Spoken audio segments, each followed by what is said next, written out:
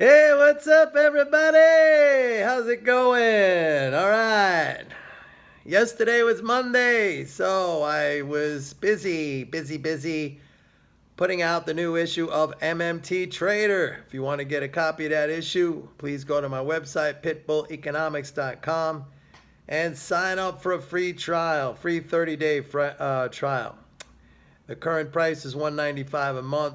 That's still going to be a bargain because this thing is just going to continue to go up in price. There's a lot of demand for my report. Once again, what I do is completely unique. I am the only applied MMT service out there. There are a lot of MMT academics and people who talk about MMT concepts.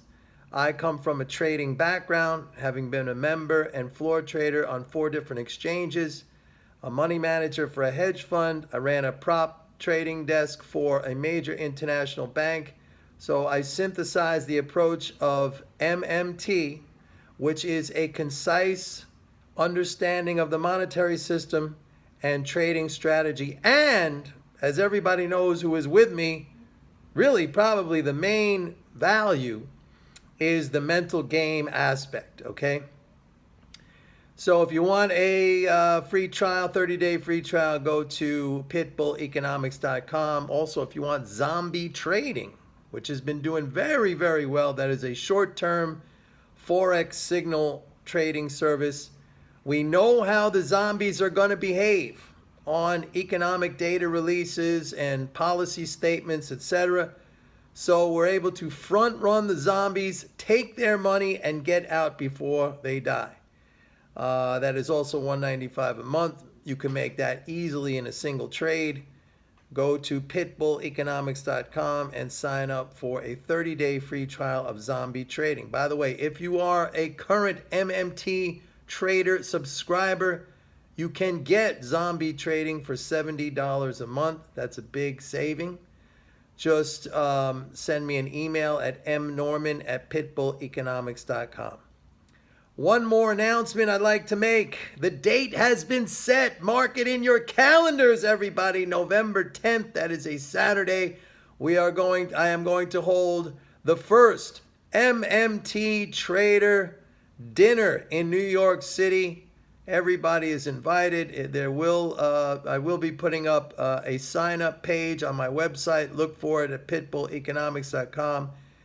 There will be a cost. It's a dinner in New York City, down in Wall Street on a Saturday night. It's going to be a lot of fun. We'll meet everybody. You can meet me. We could talk about MMT. You could tell me how I need to use stop losses, anything you want, okay?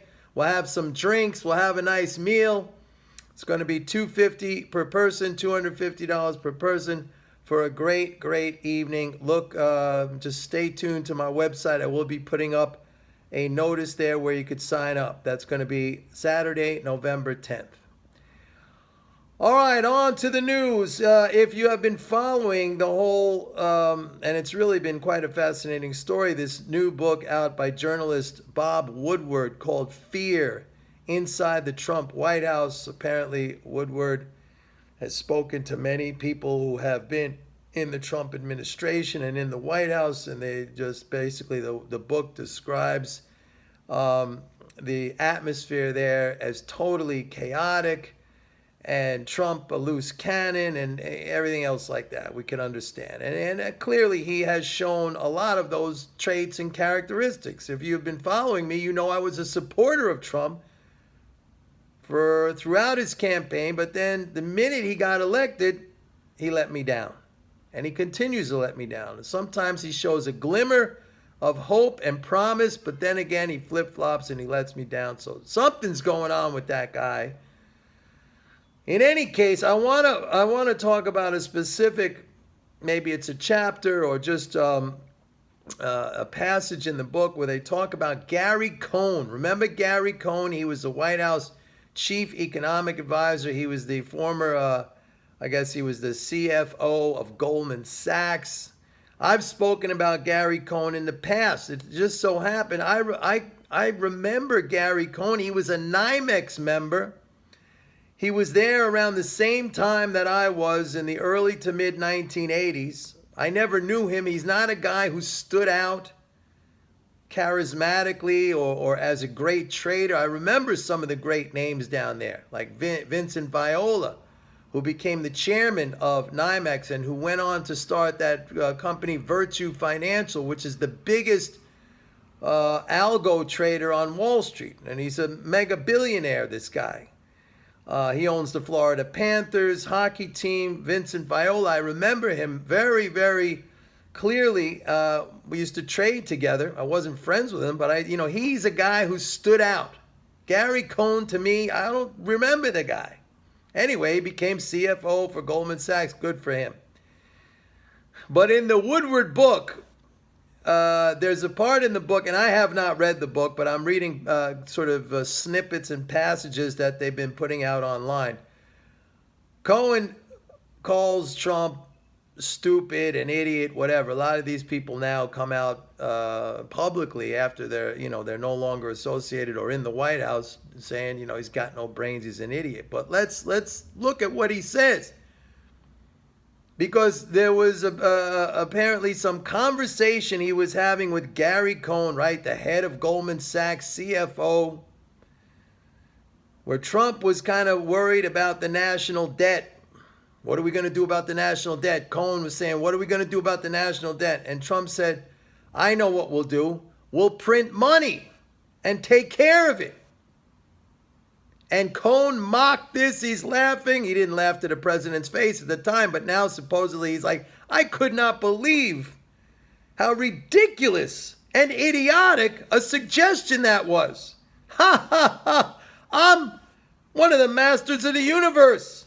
I was CFO of Goldman Sachs, the biggest, most important Wall Street firm that there is. Look at this guy, this real estate guy, saying you got to print money to pay the and now this is all over the internet. Zero Hedge has it. Everybody, oh, Trump is such an idiot. And Gary Cohn is so smart. You can't print money. Well, guess what? Guess who is the idiot in this situation? It's Gary Cohn. Exactly. Because what is the national debt? It's not really a debt. I've been over that so many times. When people refer to the national debt, they refer to the amount of treasuries outstanding, 21 trillion in treasuries outstanding. They call that a debt. Of course, that is an asset of the non-government, of people who own those treasuries. And what are treasuries? Treasuries are dollars that are held in the form of a certificate which has a term, in other words, a duration, 2 years, 5 years, 10 years, and a coupon. It earns an interest payment. So they're dollars with a term and a coupon. That's it, with a term and an interest payment. When the government redeems, let's say you have a treasury and it comes to maturity and you want to redeem it, what happens? The government takes back the treasury and it prints the dollars. It's not actually printing. It's not a printing press, but it credits your bank account. That's what everybody calls printing, with dollars. So Trump, they're all mocking him. Gary Cohn is mocking him. Everybody's mocking him. The very act of changing treasuries, which is the supposed debt, back into dollars, which is the supposed non-debt, but it's still a debt.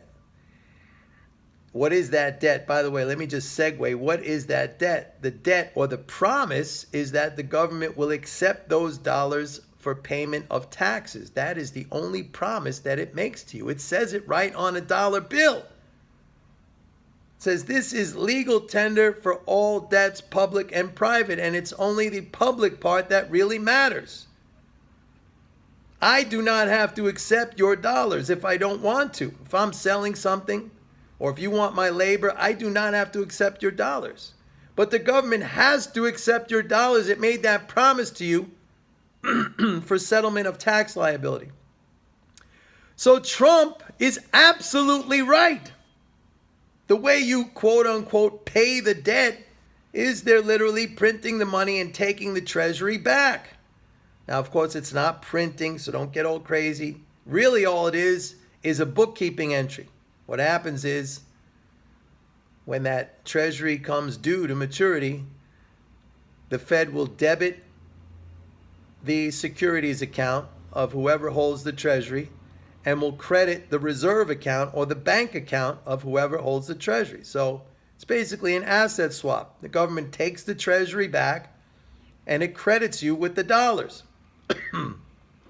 But that crediting of dollars, we can call that printing money. That's what everybody calls. When the Fed was doing QE and all that, everyone, printing money, they're printing money, right?